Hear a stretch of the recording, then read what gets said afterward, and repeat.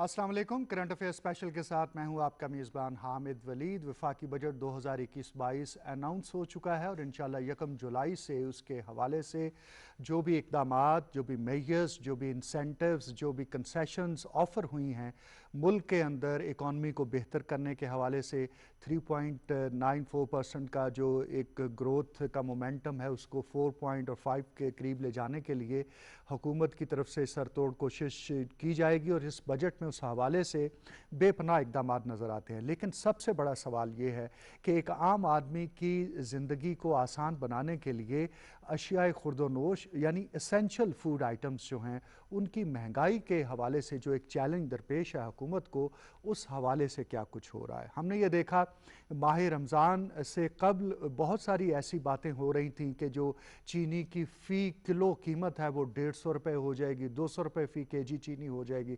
इसी तरह से दीगर अशिया खुर्दोनोश की बातें होती थी, लेकिन हुकूमत की जानिब से बर वक्त इक़दामात हुए। ज़िली इंतज़ामिया, सूबाई हुकूमत और वफाकी हुकूमत के कोलैबोरेशन से एक ऐसी फ़िज़ा इस मुल्क में बनी कि जिसके नतीजे में जो सरकारी रेट है 85 रुपये फ़ी केजी के हिसाब से DC रेट के ऊपर चीनी की दस्तयाबी यकीनी बनाई गई और आवाम को इस हवाले से शिकायत और उस किस्म की एक हंगामी सूरत हाल का सामना नहीं करना पड़ा जो इससे पहले बातें हो रही थी। हम आज के प्रोग्राम में इसी एक इशू को लेकर यानी महंगाई के हवाले से जो इक़दामात हुकूमत कर रही है, वफाकी बजट में जो तजावीज़ मौजूद हैं और जो ऐसे माफियाज़ और कार्टल्स इस वक्त मुल्क के अंदर मुख्तलिफ फूड आइटम्स के हवाले से मुतहर्रिक हैं, उनके खिलाफ जो कार्रवाइयाँ हो रही हैं उनको लेकर आज के प्रोग्राम में गुफ्तगू करेंगे। और इसके लिए हमारे साथ स्टूडियो में हुकूमत पंजाब के तर्जुमान नदीम कुरैशी साहब मौजूद हैं, आपके साथ सीनियर इकोनॉमिस्ट जनाब आसिफ बेग मिर्ज़ा साहब और सीनियर जर्नलिस्ट सैयद शोहबुद्दीन हमें ज्वाइन कर चुके हैं। आप तीनों हजरात का बहुत शुक्रिया। आप ही से आगाज़ करते हैं। नदीम कुरैशी साहब हुकूमत पंजाब की तर्जुमानी कर रहे हैं, तो मौजूदा जो बजट है इसको अगर मद्देनज़र रखा जाए तो महंगाई का तोड़ करने के हवाले से, इस पर काबू पाने के हवाले से क्या बड़े बड़े इक़दामात। अब बिस्मिल्लाहिर्रहमानिर्रहीम। देखिए जी, मौजूदा बजट के जितने खदोखाल हैं और उसमें दो ही चीज़ें बड़ी अहम हैं। एक तो हमने हर सूरत अपनी जो इकोनॉमिकल डिक्लाइन था उसकी रिकवरी करनी है और चीज़ों को स्टेबल करना है, और वो तमाम चीज़ें रिसेंट पास में हमने देखी। उसमें मतलब बार बार हम एक चीज़ को दोहराते भी हैं, लोगों को पता भी होना चाहिए। उसमें हमारा ट्रेड डेफिसिट है, उसमें हमारे नेशनल रिजर्व्स हैं, उसमें हमारा फॉरेन रिमिटेंसेज हैं, उसमें हमारी टेक्सटाइल इंडस्ट्री, हमारी दीगर इंडस्ट्रीज़ हैं जिनको गवर्नमेंट ने एमनेस्टी दी, और वो सारा जो इंडिकेटर्स हैं वो सारे बड़े पॉजिटिव हैं। इसमें दूसरी जो चीज़ थी वो ये थी कि हमने आम आदमी की कुव्वत ख़रीद में भी इजाफा करना है। उसमें सरकारी मुलाजमिन की तनख्वाहों में इजाफा किया गया और जो प्राइवेट जो जो हैं लोग उनकी सैलरीज को भी इंक्रीज किया गया, और एक बॉटम लाइन रखी गई, इससे कम सैलरी नहीं दी जा सके। कुव्वत खरीद को बढ़ाने का और जो ओवर ड्यू था तनख्वाहों में इजाफा, उस मुतालबे को भी उसको पूरा किया गया, और साथ नए टैक्सेस से बड़ा बचत दी गई। फेडरल लेवल पे भी, प्रोविंशियल लेवल पर भी कोशिश, पंजाब में बल्कि स्पेशली इस पे बड़ा काम हुआ कि बहुत सारी जगहों पर ड्यूल टैक्स सिस्टम था, फेडरल का भी था, प्रोविंशियल भी था, डिस्ट्रिक्ट टैक्स सिस्टम भी था, उसको भी सिंगल टैक्स सिस्टम में लेकर आए। और जो हमने कोविड की वजह से बहुत सारी जो रिलीफ लोगों को दिए हुए थे 25-26 डिफरेंट छोटी इंडस्ट्रीज पर, उसको कंटिन्यू किया कि ये अगर हम जो रिलीफ दे रहे हैं अगर फिल वक्त इसको हम वापस लेते हैं तो फिर आम आदमी पर, सारिफ पर उसका बोझ पड़ेगा। इसके साथ साथ मैं समझता हूं प्राइम मिनिस्टर का जो कंसर्न है वो इस पे कोई दो राय नहीं है। ऐसा नहीं है कि हम इन चीजों को अंडर द कारपेट कर दें और लोग कहें कि जी ये हमारे सामने कुछ ऐसा नहीं है, सब कुछ अच्छा है। हमें ग्राउंड पर बहुत सारा काम करना है। जब तक रियासत वो अच्छी रियासत नहीं कहलाती जब तक उसमें बसने वाला हर शोबे जिंदगी का शख्स सुकून महसूस ना करे। और ये तो जिस दौर में हम हैं, महंगाई एक इंटरनेशनल फिनोमेना है। वो लोग जो फॉरेन में हैं उनको, वो जो हमारा प्रोग्राम सुन रहे हैं, वो मेरी इस बात को मानेंगे। आज भी मैं समझता हूँ पाकिस्तान में बहुत सारे मुल्कों की निस्बत अशिया की कीमतें कम है, लेकिन चूंकि यह लोगों की कुव्वत खरीद बहुत बड़ी डिस्टर्ब हुई है, खासतौर पर कोविड के दिनों में वो डेली वेजर, वो सेल्समैन और छोटा कारोबार करने वाला और तनख्वाहदार तबका वो बहुत ज्यादा मुतासर हुआ है, और हुकूमत को इसका इदराक है। तो मैं समझता हूँ मौजूदा बजट में जो टारगेट ये रखा गया कि लॉन्ग टर्म बेसिस पर मईशत को मजबूत किया जाए और फौरी तौर पर आम आदमी को रिलीफ दिया जाए। और इन्हीं लाइंस के ऊपर काम हो जेनी रहा लाइंस है। पर काम किया तो जा रहा है। एक इकोनॉमिस्ट से पूछते हैं जनाब आसिफ एक मिर्ज़ा साहब से कि वो कैसे देख रहे हैं इन तमाम इनिशिएटिव्स को, इन तमाम मेजर्स को। जी बिस्मिल्लाहिर्रहमानिर्रहीम। देखें, ये जो बजट अनाउंस हुआ है इसमें गवर्नमेंट ने बड़ी कैंडिडेटली ये कंसीड किया है और ये बड़ी अच्छी है, हकीकत को तस्लीम करना चाहिए कि महंगाई वाकई बाहर है और इससे गवर्नमेंट इटसेल्फ और प्राइम मिनिस्टर जो हैं उन्होंने बड़ा ही सीरियस कंसर्न शो किए हैं। और अप्रैल के महीने में आपको पता है ये ओवर 11% थी और ये नेक्स्ट बजट में इसको प्रोजेक्ट किया है, ये मार्जिनली बिलो 9% ये इसको प्रोजेक्ट कर रहे हैं। और अब हमारे जो आपको पता है स्टेट बैंक के जो डिस्काउंट रेट है दैट इज़ 7%। तो रियल टाइम जो रियल इंटरेस्ट रेट जो है वो आपके नेगेटिव हैं। ये कुछ देर तक ये मौजूदा जो एमरजेंसी सिचुएशन है ड्यू टू कोविड सिचुएशन, इसमें तो आप मैनेज कर सकते हैं, इसके लॉन्ग टर्म बेस पे real negative interest rate maintain नहीं हो सकेंगे। बहरहाल ये महंगाई की वजह जो आपने इसमें शायद आप पूछना चाहेंगे कि महंगाई क्यों हुई। महंगाई की तो कई वजूहत हैं। हालांकि हमारे मुल्क के अंदर आपने देखा है कि इस बार रिकॉर्ड यानी बम्पर क्रॉप हुई है, 29 मिलियन टन के करीब इसकी प्रोडक्शन हुई है। इसके बावजूद गवर्नमेंट ने ये ECC ने हाल ही में 2-3 रोज़ पहले 1 मिलियन टन गंदम की इंपोर्ट जो है उसको अप्रूव किया है। ये बेसिकली गवर्नमेंट की इंटेंशन ये है कि स्ट्रेटेजिक रिजर्व जो है ना बिल्डअप करें, क्योंकि गवर्नमेंट जो है वो एक एमरजेंसी को या रिस्क फैक्टर्स को इग्नोर नहीं कर सकती। तो उन्होंने ये स्ट्रेटेजिक रिजर्व्स के लिए, क्योंकि जो फूड जो सिक्योरिटी है ना that is one of the most important items जो गवर्नमेंट एक अच्छी गवर्नमेंट के लिए सामने होने चाहिए। अच्छा, इसमें जो वजूहत जो है ना महंगाई की और वजूहत के अलावा आप देख रहे हैं कि इसमें हमारे मुल्क के अंदर जो फाइनेंस मिनिस्टर है उन्होंने भी कंसीड किया है कि पाकिस्तान जो है net importer of food items बन गया है। कैन यू इमेजिन कि पाकिस्तान में ये जो फाइनेंशियल ईयर जो 30 जून को क्लोज़ हो रहा है इसमें हमारी फूड आइटम्स की इंपोर्ट जो है ना $7.5 बिलियन, $7.5 बिलियन। 70% पाकिस्तान में जो दालें हैं इंपोर्ट हो रही हैं, गंदम भी इंपोर्ट की, शुगर भी इंपोर्ट की, जो खुर्दनी तेल है वो अपनी जगह है और वो भी डॉलर टर्म्स में। अच्छा, कमोडिटीज़ का जो इस वक्त जो साइकिल है, प्राइस का साइकिल है वो भी इस वक्त 10 ईयर्स हाई है और डॉलर टर्म्स में आप इंपोर्ट कर रहे हैं और डॉलर का करेंसी हमारी डेप्रिसिएशन हुई है तो उसका इफेक्ट तो इस तरफ आना था। गवर्नमेंट ने इस पर क्या किया है, गवर्नमेंट ने ये रियलाइज़ करते हुए कि इस वक्त 40% हमारी मैन पावर एम्प्लॉयड है एग्रीकल्चर में। हमारी इंडस्ट्री की बहुत सारी रिलायंस, एक्सपोर्ट की बहुत सारी रिलायंस जो है वो एग्रीकल्चर से है। तो हमारी जो हमारी मईशत का भी तकरीबन 19-20% जो है एग्रीकल्चर जो है इसका GDP का हिस्सा है।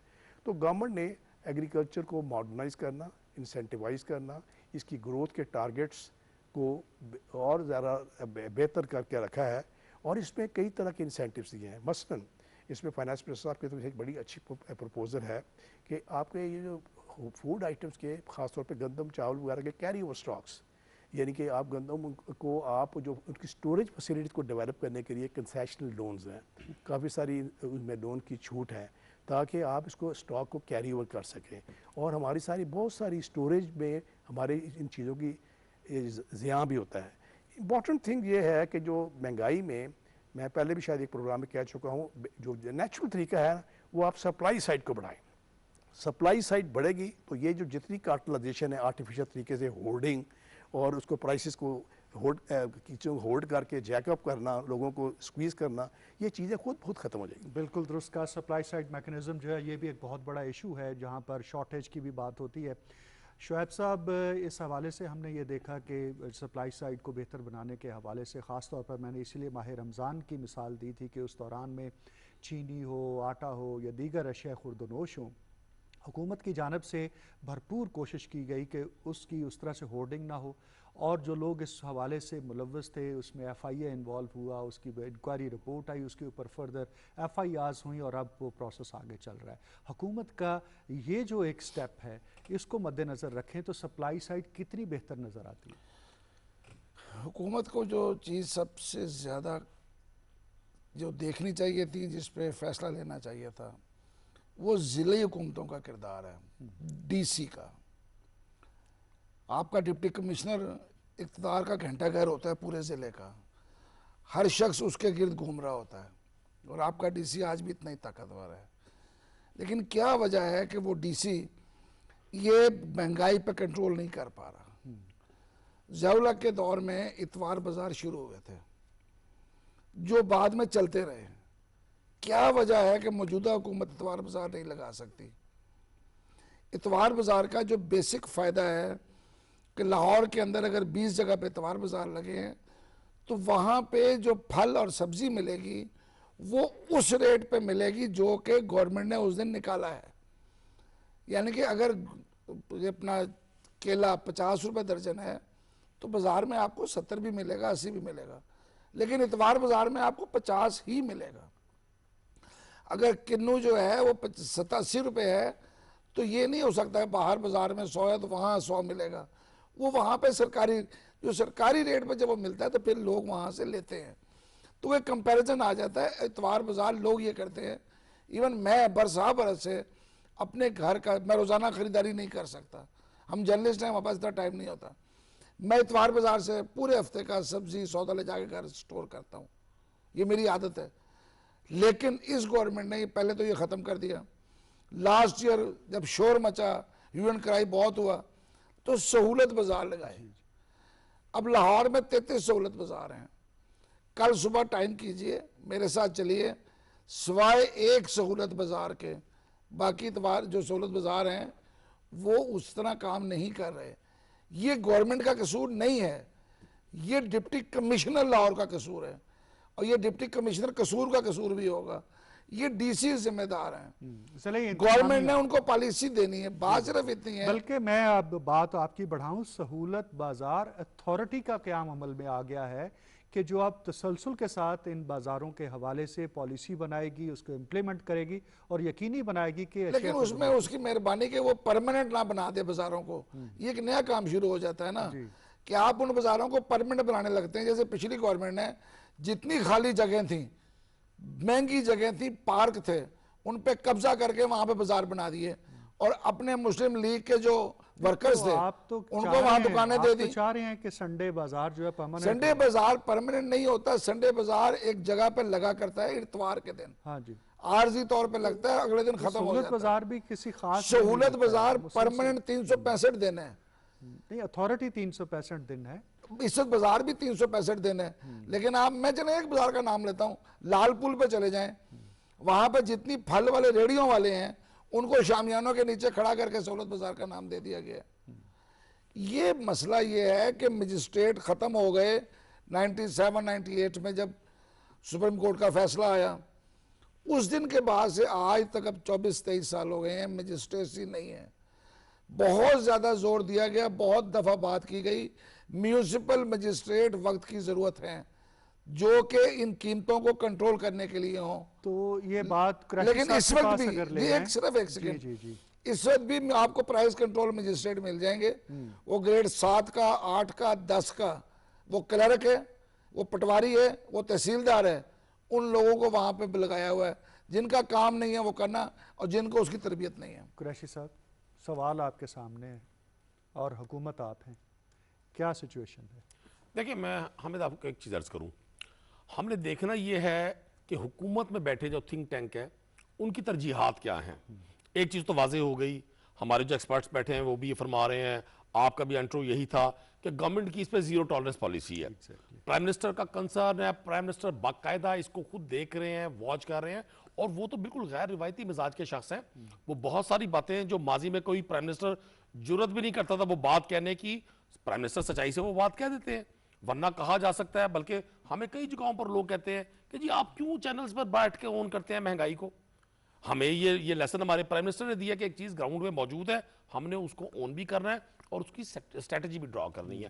देखिए, गवर्नमेंट ने, आपने बिल्कुल ठीक कहा कि सहूलत बाजार अथॉरिटी के क़याम का बुनियादी मकसद यही है कि ये जो सस्ते बाजार हैं जहाँ पर मयारी अशिया और मार्केट से कम कीमतों पर गवर्नमेंट उस पर सब्सिडी देगी, ये मुस्तकिल बुनियादों पर इसको कायम किया जाए ताकि लोगों को जैसे शाहजी फरमा रहे हैं कि जी एतवार बाजार हुआ करते थे, एतवार बाजारों का एक बहुत बड़ा इशू हुआ करता था।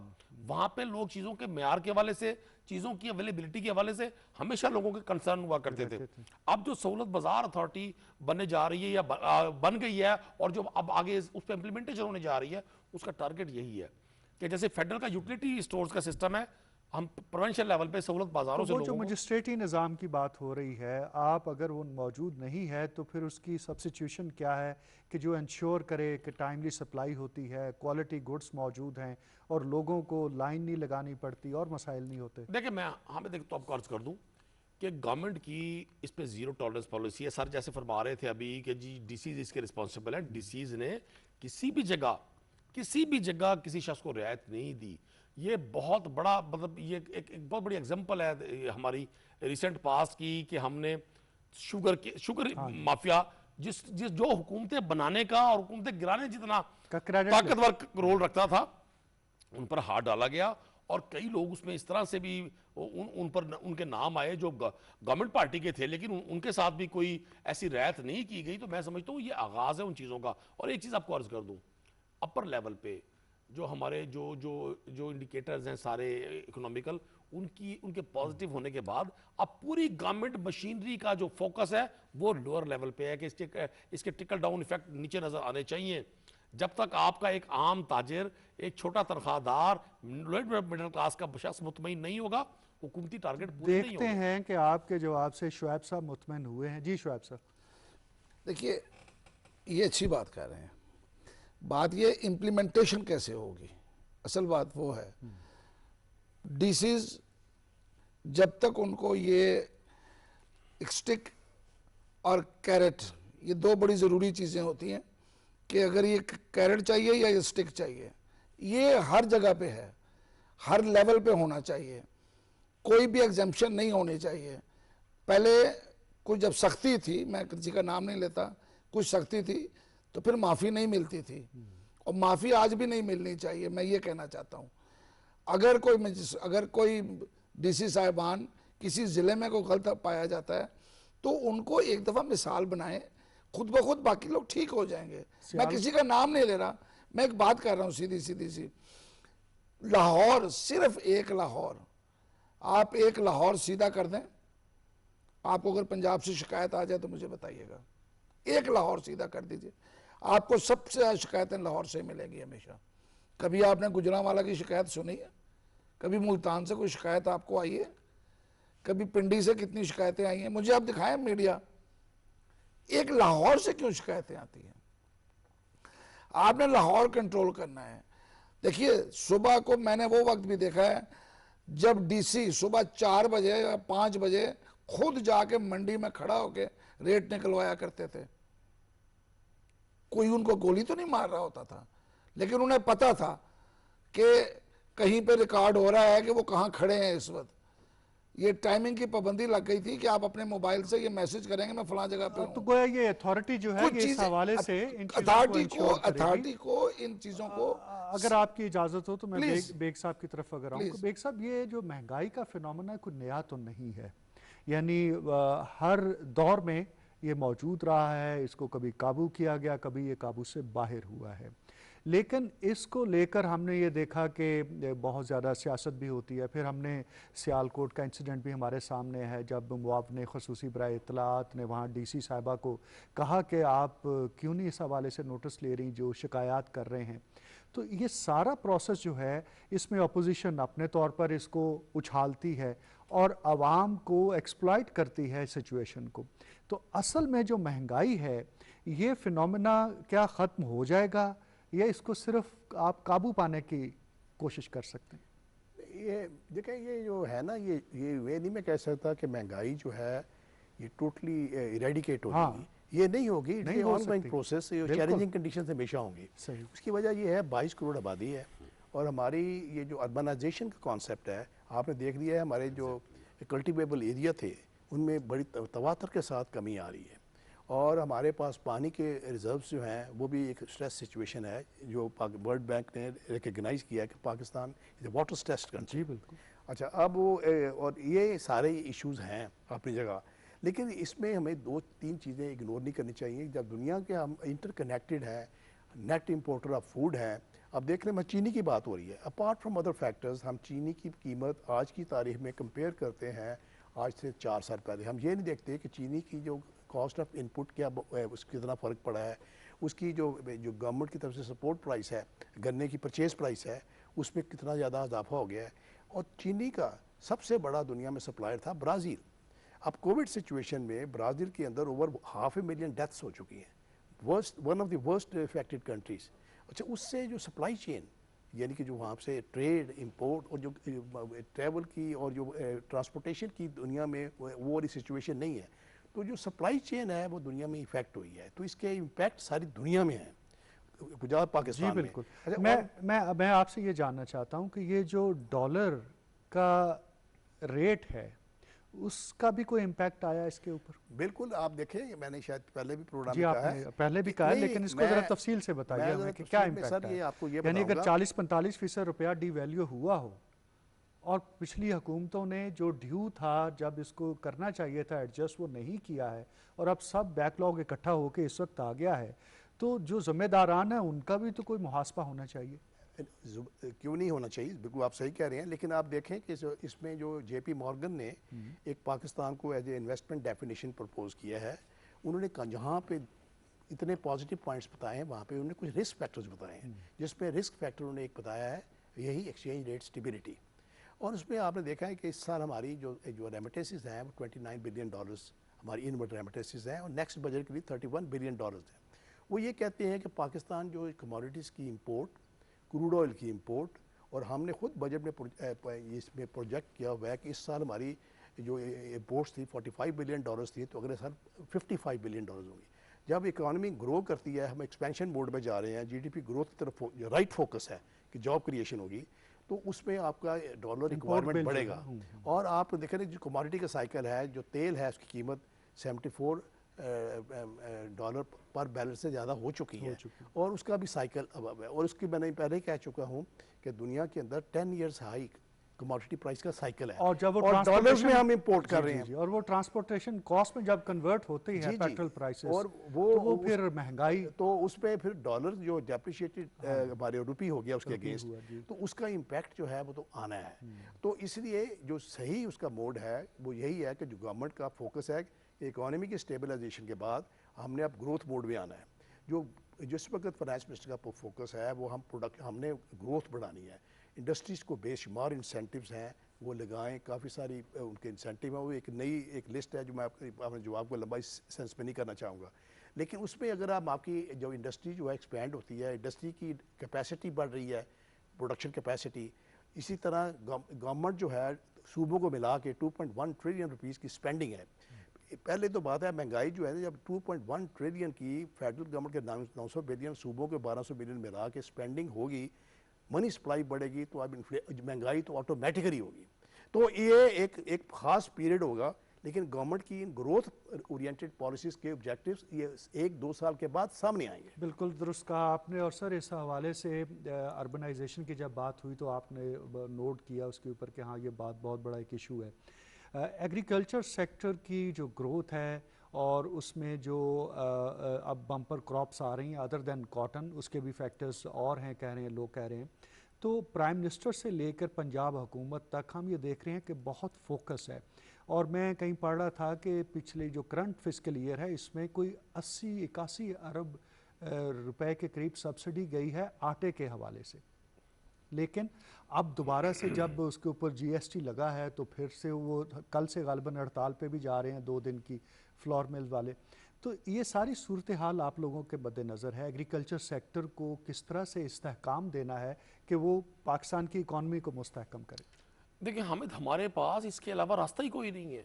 एक ही रास्ता है कि हम अपनी एग्रीकल्चर को मजबूत करें। दुनिया में जितनी इकोनॉमीज इस वक्त लीड कर रही हैं, उन्होंने अपने नेचुरल रिसोर्सेज को अपना फोकस किया और ना सिर्फ ज़र मुबादला कमाया, अपनी लोकल नीड भी पूरी की। हमारे पास तो एक नेचुरल इतना बड़ा ऐसा शानदार स्टेप्स लिए गए हैं। देखिए स्टेप्स सबसे पहले ये है कि एग्रीकल्चर प्रायोरिटी नंबर 1 है। आप पंजाब में देखें कि फर्स्ट टाइम 300% इंक्रीज किया है उस बजट को जो माजी में दिया जाता रहा। एग्रीकल्चर और उसको वो मल्टीपल डायमेंशन में वो बजट यूज होगा। वो एग्रीकल्चर की डेवलपमेंट भी होगी, जो हमारे जो एग्रीकल्चर रिलेटेड जो फार्मर्स हैं उनको सपोर्ट भी मिलेगी, और फिर जो उनकी इनपुट्स हैं, जो उसमें एग्रीकल्चर मशीनरी है, उसमें फर्टिलाइजर है, उसमें सीड है, उसमें पेस्टिसाइड है, उसमें हर्बिसाइड है, उसमें इंसेक्टिसाइड है, सब में सब्सिडी दी जा रही है। मतलब शायद आम आदमी को नहीं मालूम कि फर्स्ट टाइम ऐसा हुआ कि यहाँ पाकिस्तान, लोग मिसाल देते हैं कि जी जो मशरकी पंजाब है उसकी पैदावार ज़्यादा है, जो हमारा पंजाब है इसकी पैदावार कम है, सिर्फ एक बॉर्डर लाइन का फ़र्क है। देखिए उन्होंने क्या किया, उन्होंने एग्रीकल्चर को इंडस्ट्री का दर्जा दिया। वहाँ 10 साल पहले जो सोइंग थी राइस की और शुगर केन की, वो through sugar cane planter, rice planter हो रही थी। हम मैनुअल आज तक सोइंग करते रहे। मैनुअल सोइंग से उतने पौधे ही उसकी बिजाई नहीं हो पाती जितनी प्लांटर से हो पाती है। डबल, मतलब उसकी डबल सीड जाता है और इसलिए यील्ड भी बढ़ती है। तो गवर्नमेंट का सबसे पहले तो फोकस ये है कि हमारी प्रोडक्शन बढ़े, एक। दूसरा, कॉस्ट कम पड़े प्रोड्यूसर को। तीसरा, जो फार्मर है हमारा, जो हमेशा से इस बात पर, यही माल रोड लाहौर पे आके अपनी क्रॉप जलाया करता था, एहतजाज किया करता था, कभी टमाटर, कभी आलू, कभी प्याज, कभी खरबूजा।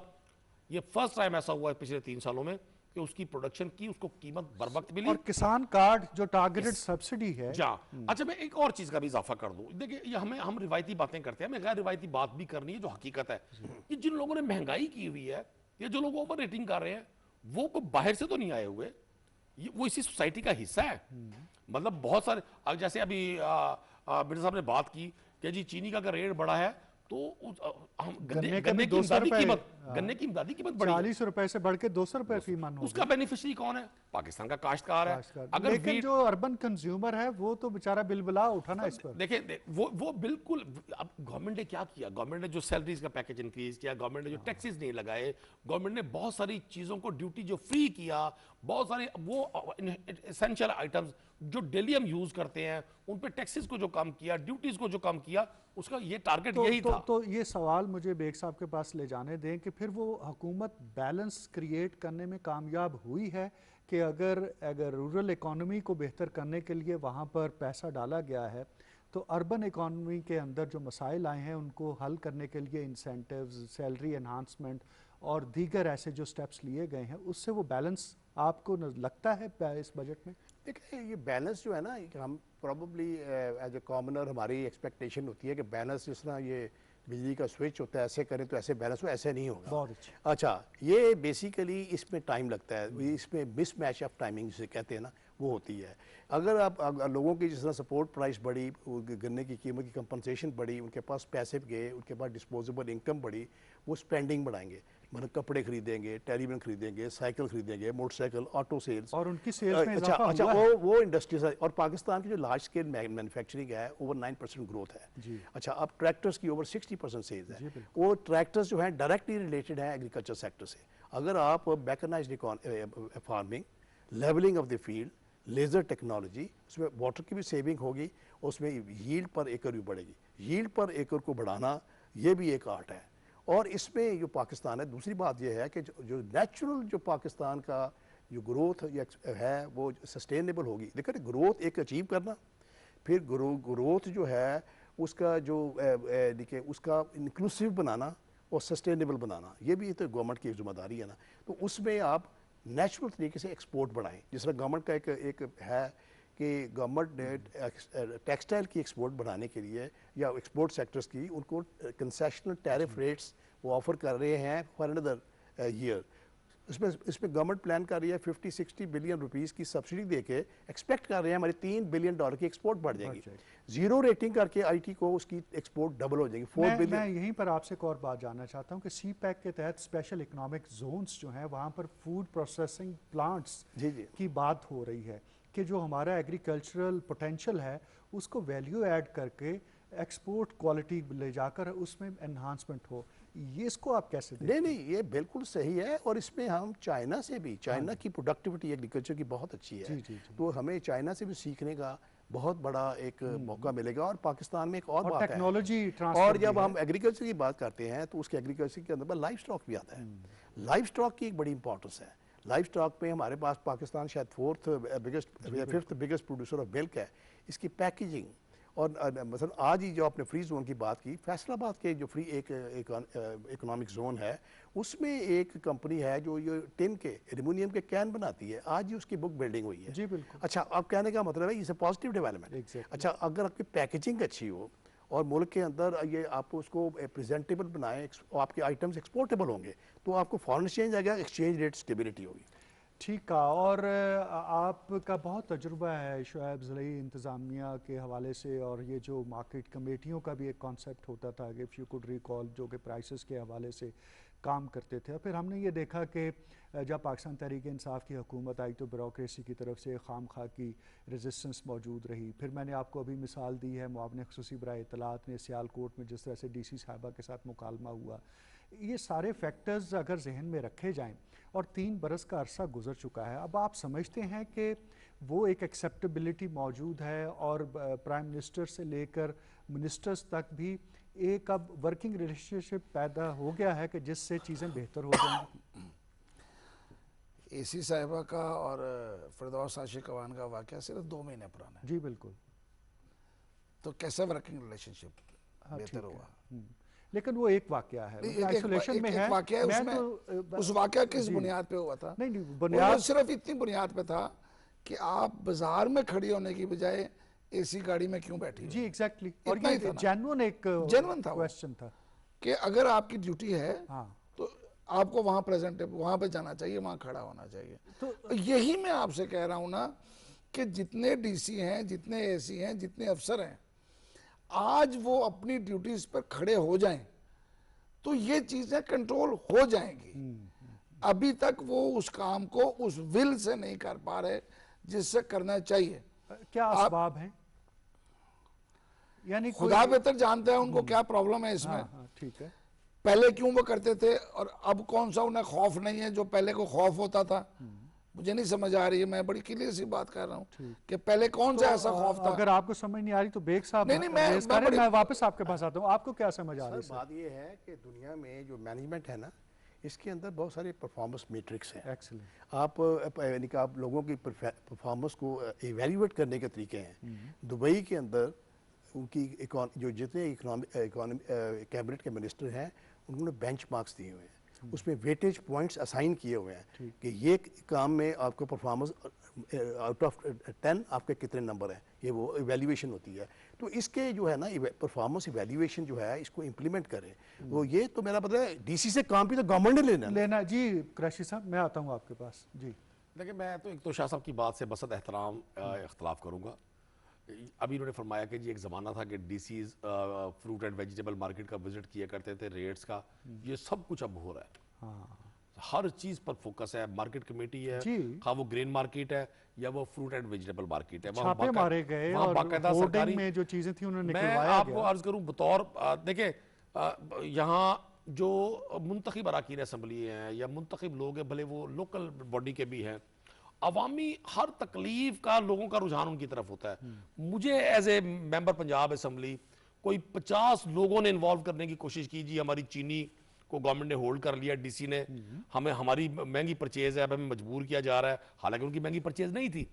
एक अजीब और गरीब माहौल बना हुआ है यहाँ। लोग समझते हैं शायद हमारे हज, उम्रे और हमारे बड़े बड़े महलात हमारी बख्शिश का सबब बनेंगे। मैं जाती तौर पे समझता हूँ ये 100 पे 100 कमाना भी हमारे रिलीजन की प्रीचिंग नहीं है। मैं मतलब माजरत के साथ PTV का वो माहौल नहीं है, लेकिन मैं जरूर ये पैगाम दोस्तों को, देखने वालों को दूंगा। और मैं अपने ऊपर भी अमल करता हूँ इसका कि यहाँ जो एक कॉन्सेप्ट बन गया है कि हमने एक साल में एक कार से दूसरी कार बनानी है, हाँ। एक घर से दूसरा घर बनाना लेकिन आपका बुनियादी नुक्ता ये है कि जो डिस्ट्रिक्ट एडमिनिस्ट्रेशन है वो पूरी तरह से मुतहर्रिक है। 100% पूरी तरह से मुतहर्रिक है। जी शुएब, आपका गालिबन जर्नलिज्म से अब सिर्फ तज्जिया कार की हद तक ताल्लुक रह गया। नहीं, मैं आज भी रोजाना घर से निकलता हूँ। हाँ। वो जो वक्त था ना कि मैं सुबह 11 बजे मीटिंग में और उसके बाद सारा दिन, हाँ हाँ, उस तरह तो नहीं, लेकिन हाँ, उससे 50% मैं आज भी उसी तरह करता हूँ। हालांकि आज भी उन्हीं दफातर में भी बेतहाशा आई कि छापे मारे गए, रिकवरी की गई, लेकिन हाँ। फिर क्या वजह के बेहतरी नहीं हो रही? बेहतरी हो रही है ना जी, बेहतरी हो रही है तो हम डिस्कस कर रहे हैं, ना हो रही होती हम ना कर। छोटी सी बात सुने ना जी, दालें, आपका खुर्दनी तेल, बाकी चीज़ें आप बाहर से मंगा रहे हैं। एग्जैक्टली, उनकी कीमत डॉलर के उतार चढ़ाव के साथ उसके साथ है। ठीक है। लेकिन सब्जी, आपका फल आपके मुल्क में होता है, ठीक है। उसकी कीमत इस वक्त अगर 150 रुपये है तो रमज़ान में 400 रुपये थी। लीमू की बात करता हूँ, बाकी छोड़ दें आप। रमज़ान में मार्केट से केला गायब हो गया। ये मैं उन लोगों की बात कर रहा हूँ जो होर्डिंग करते हैं। देखें ना, आप तो अपनी खबर का इंट्रो बना रहे हैं। नहीं, मैं खबर का इंट्रो नहीं बना रहा, मैं ईमानदारी की बात कर रहा हूँ। एक मिनट सर, क्रैशी साहब 400 रुपये बिका है लीमू। क्रैशी साहब। हाँ, मैं आपको एक चीज़ अर्ज कर दूं। देखिए, हमारे यहाँ एक स्पेसिफिक हमारा क्लाइमेट है। हाँ, बाज सीजन में बाज क्रॉप नहीं होती, उसके रेट्स बढ़ जाते हैं, सप्लाई एंड डिमांड का इशू है। ये फर्स्ट टाइम ऐसा हुआ है कि यहाँ मैं अब नाम लेता हूँ, टमाटर 20 रुपए किलो सेल होता रहा, आलू 30 रुपए किलो सेल होता रहा, प्याज जो हमारी बड़ी लोग, ये आलू टमाटर और प्याज के बड़े किस्से रहे हैं ना जी। ये तो जरा सा 10 रुपए रेट बढ़ता था तो अपोजिशन ने पूरा इस पे प्लान किया, और हमारा जो प्राइवेट चैनल्स की दुनिया है वहां तो फिर वो एक पूरे आलू तो दर्जन में भी हाँ, तो इनके रेट्स बढ़े, ये सारे रेट्स अंडर 50 रहे। अच्छा, किसी जगह पर ऐसा हो सकता है, मैं शाह जी की बात से इनकार नहीं कर रहा, 100% एक्यूरेसी नहीं है, बहुत सारी जगहों पर काम करने की जरूरत है। मैं आज भी समझता हूं कि मेरे कायद ने, वजीर आज़म पाकिस्तान ने बिल्कुल ठीक कहा, बाबू जिसके हाथ में कलम की ताकत है उसको ज्यादा इफेक्टिवली जरूरत है कि वो आगे बढ़े, और इस ड्राइव में चूंकि वो फ्रंट फुट पे नहीं लेकिन है। आप बुनियादी बात ये कह रहे हैं शुएब साहब की बात से कि जो परसेप्शन है वो रियलिटी उसके बरक्स इस बिल्कुल वक्त ऐसे ही मौजूद है। तो सर, ये परसेप्शन कितना रोल प्ले करता है महंगाई को बढ़ाने में या कम करने में? देखिए, इस पे तो कई रोल देखने पे करने पड़ेंगे। अगर हम यानी कि एक जो एडमिनिस्ट्रेशन है उसको थ्रेटन करेंगे, कोर्स करेंगे, नेचुरली वो इंसेंटिवाइज नहीं होंगे।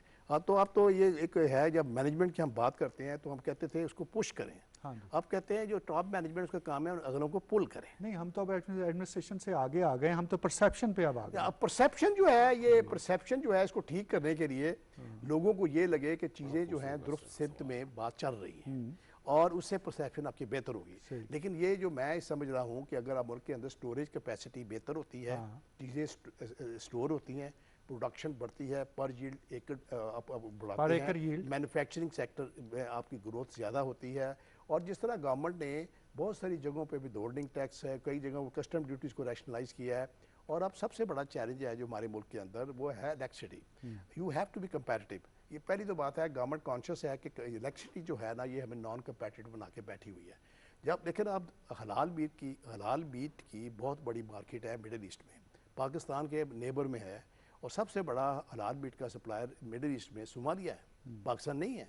तो इस पर आपको you will have to be comparative. अगर आप एक्सपोर्ट में जा रहे हैं, आपने अपने मुल्क के लोगों को देना है या उधर के लोगों को देना है, आपकी कॉस्ट ऑफ इनपुट हो, प्रोडक्टिविटी बढ़े, और आपकी यानी कि गवर्नमेंट के टैक्सेशन इस तरीके से हो कि उसमें सस्टेनेबल ग्रोथ हो। और वो ऐसा हो रहा है। लेकिन शुएब साहब, आप जनरल ज़ियाउल हक के ज़माने का परसेप्शन क्यों अब तक लेके बैठे?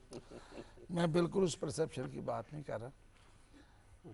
बात होता ये है कि हमारे यहाँ एक वो चीज़ जो इस मौसम की नहीं है ना, हाँ, हम उसको खरीदने पर ज़्यादा जोर देते हैं। लेकिन इसको रोक के आप काइंडली उस सवाल पे है कि परसेप्शन और रियलिटी, अगर 20 रुपए 30 रुपए किलो टमाटर आलू दस्तयाब है और उसके बावजूद ये है शुरू में नहीं था, महंगाई है। रमज़ान के जब इब्तिदा हुई है ना, पहला 10 दिन, रमजान से तो 2-3 हफ्ते पहले ये सारा कुछ इंश्योर किया गया था। रमजान के पहले कहा गया था चीनी को हमने 85 रुपए से ज्यादा नहीं। मैं उस रेट की बात नहीं कर रहा। शरीफ में 65 रुपए किलो सहूलत बाजारों जी में। जी जी जी, मैं बता रहा हूं, ये रेट 85 तो मार्केट का रेट, 85 मार्केट का रेट था, 65 रुपए बिकी, 8 बिलियन अरब की सबसे। साहब, आप जिस रॉन्ग परसेप्शन के मिली है 65 रुपए, मेरी बात सुन लीजिए।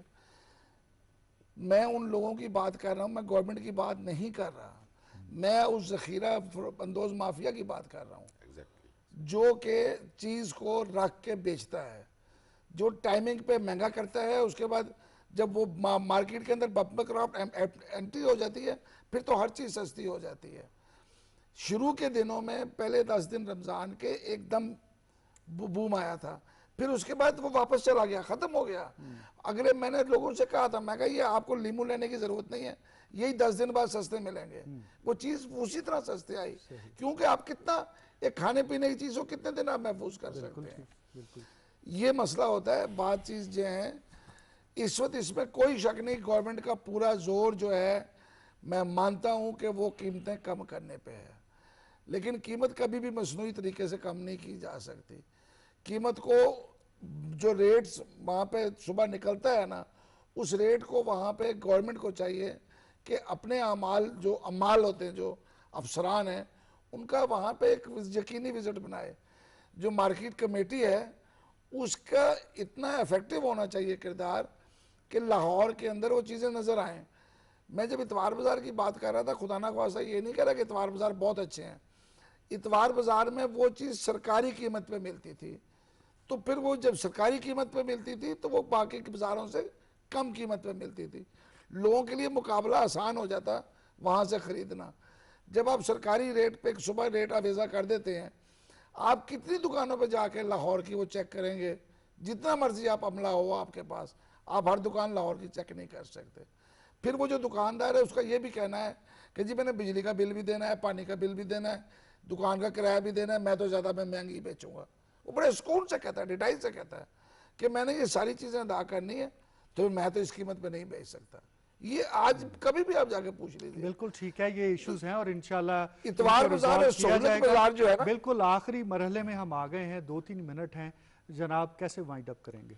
हामिद, मैं तो एक आपने बड़ी शानदार बात की, परसेप्शन की। मैं चूंकि पॉलिटिकल पर्सन हूँ, ग्रास रूट लेवल पे एक ले मैन से लेके और आपकी तरह के इंटेलेक्चुअल्स के साथ मुलाकात रहती है, इस परसेप्शन का को भी क्रिएट किया जा रहा है दानिस्ता। मैं तो इस बात को, मुझे तो कहने में कोई आर नहीं है, ये परसेप्शन भी क्रिएट की जा रही है और ये डिबेट में लाकर भी हम बहुत सारी चीज़ों को के रेट्स को बढ़ाने में रोल प्ले कर रहे होते हैं। सेकंड, इस एग्जिस्टिंग सिस्टम के बहुत लोग बेनिफिशरी हैं।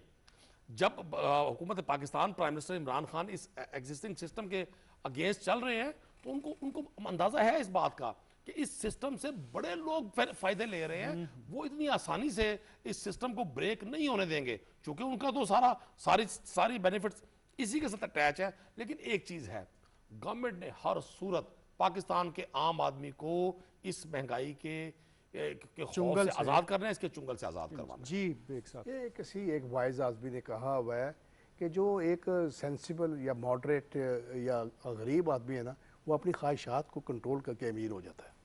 अच्छा, ये एक इस बात को देखें तो मैं ये मानने को तैयार नहीं हूँ कि इतवार बाज़ार या सहूलत बाज़ार ये है और 1000 मीटर सॉरी 1000 फुट दूसरी तरफ चीज़ें मुख्तलिफ प्राइसेस लंबे अरसे के लिए सस्टेन कर सकती हैं। इस तरह पानी का बहाव है ना, लेवल एक ही रहेगा, चीज़ों ने उस तरफ चलना है। The only solution is supply side. बहुत सही कहा इन्होंने कि जब वहाँ पे सस्ती होंगी तो वहाँ महंगी नहीं बिक सकती। मैं उसी चीज़ को वहीं पे आ रहा हूँ। ये मुमकिन नहीं है कि कोई शख्स महंगा ज़्यादा अरसा बेच सके जब दूसरी तरफ वो चीज़ सस्ती मिल रही है। गवर्नमेंट सिर्फ सस्ती यकीनी बना दे, महंगाई खुद ब खुद दम तोड़ जाए। इंशाल्लाह ऐसा ही होगा। और बिलाशुबा अभी तक जो बजट के अंदर इक़दामात किए गए हैं और एक आम आदमी की ज़िंदगी को बेहतर बनाने के हवाले से, खा वो टैक्स के इंसेंटिव्स हों, खा इसी तरह से जिस तरह से सैलरीज़ के इन्हांसमेंट की बात हुई है, जिस तरह से इंडस्ट्री को बेहतर करने से, एग्रीकल्चर को बेहतर करने के हवाले से तमाम इक़दामात जो हैं उनका मतमा नज़र एक आम पाकिस्तानी की ज़िंदगी को आसान बनाना है। और इंशाअल्लाह जिस तरह से कोरोना के बावजूद हमारी इकॉनमी ने 4% के करीब ग्रो कर लिया है, इसी तरह से आइंदा साल के अंदर महंगाई पर भी काबू पाया जाएगा, जॉब क्रिएशन भी होगी और पाकिस्तान खुशहाली का सफ़र तेज़ी से तय करता नज़र आएगा। जनाब नदीम कुरैशी साहब, जनाब आसिफ एक मिर्ज़ा साहब, सैयद शौबुद्दीन साहब, बहुत शुक्रिया तशरीफ़ लाई। इसके साथ ही हमारे आज के प्रोग्राम का वक्त ख़त्म हुआ चाहता है। हामिद वलीद को इजाज़त दीजिए, अल्लाह हाफ़िज़।